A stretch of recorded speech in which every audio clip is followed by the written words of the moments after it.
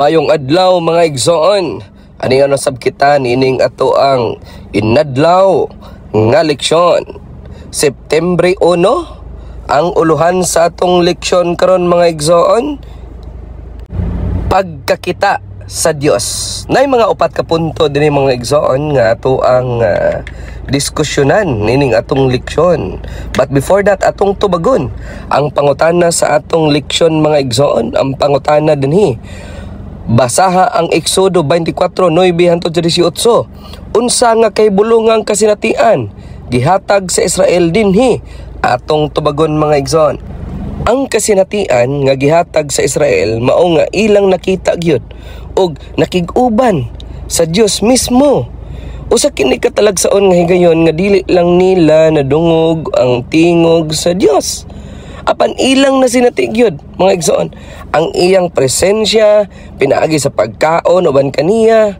Usa ka timaan nga sila gipili, gidungog og giduol sa Dios mga igsoon.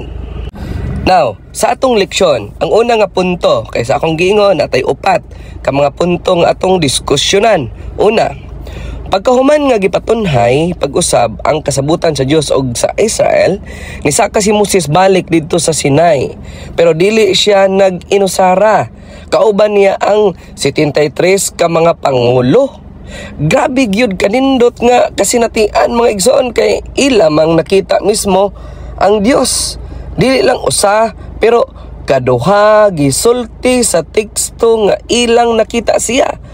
Ug mas labaw pa, nakigkaon sila uban sa Dios. Imagine ra gud ninyo mga igsoon, usa ka panihapon diin ang Dios mismo ang host, no, pagkanindot. Dili tanan makasinatian na.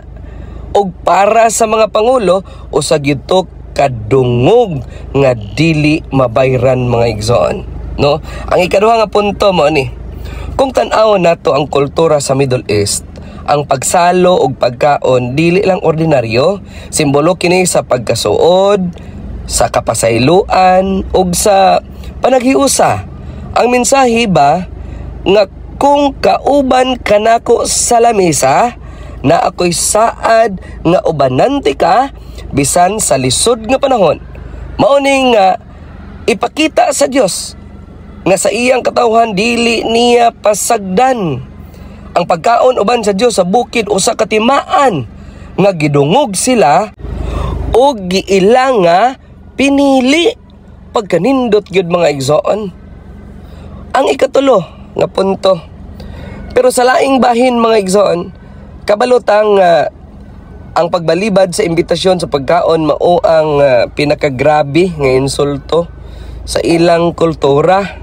Mao nang maklaro nato nganong daghan ang misaway kang Hesus nga ningapil og kaon uban sa mga makasasala. Apan alang kang Kristo, ang pagkaon sa usa ka paagi sa pagduol og pagpasaylo. Mao gyapon na ang atong ginahimo kung mosalmo ta sa panihapon sa Ginoo. Nagpasabot kini nga kita usa ka pamilya nga gihiusa sa grasya, bisan pa man sa pagka-imperpekto nato og sa ato ang pagka-makasasala mga igsoon.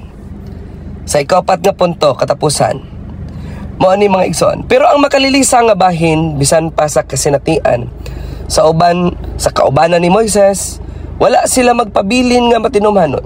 Ang uban nakahimo og sala og nawad-an pagani sa ilang kinabuhi sama sa mga anak ni Aaron.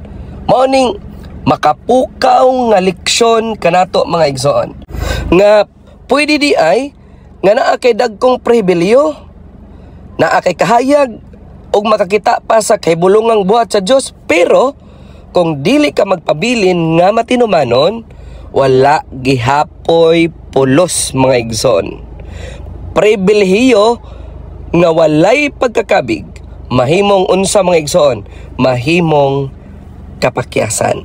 Sa pagtapos mga igsoon, ang leksyon nga makuha nato, ani atong leksyon kay importante na agi tay makuha nga leksyon mao kini. Ang espiritual nga pribilehyo usa ka regalo, pero dili garantiya. Dili igo nga makadungog ta sa kamatuoran og mosalmo ta sa mga butang sa iglesia. Kinahanglan gyud nato nga tinuoron ang atong pag-alagad og magpabilin sa Dios matag adlaw. Ang imong kasinatian sa Dios karon kinahanglan nga magdala og bunga sa imong kinabuhi og sa imong pag-alagad. Mao kini ang tinuod nga pagkakabig, mga igsoon. Og magampo ta, labing balaan gamahanan nga Dios nakas kay tas-an sa mga langit. Salamat o Dios nga ikaw nagpakita sa imong presensya, sa imong katawhan. Tabangi kami o Dios, kami nga dili lang makadungog sa imong pulong, apan makasinati usab sa imong presensya sa among adlaw-adlaw nga kinabuhi. Himua o Dios nga kami matinumanon og duol kanunay kanimo. Kining tanan among ginapasalamatan in the name of Jesus Christ, our personal Savior. Amen.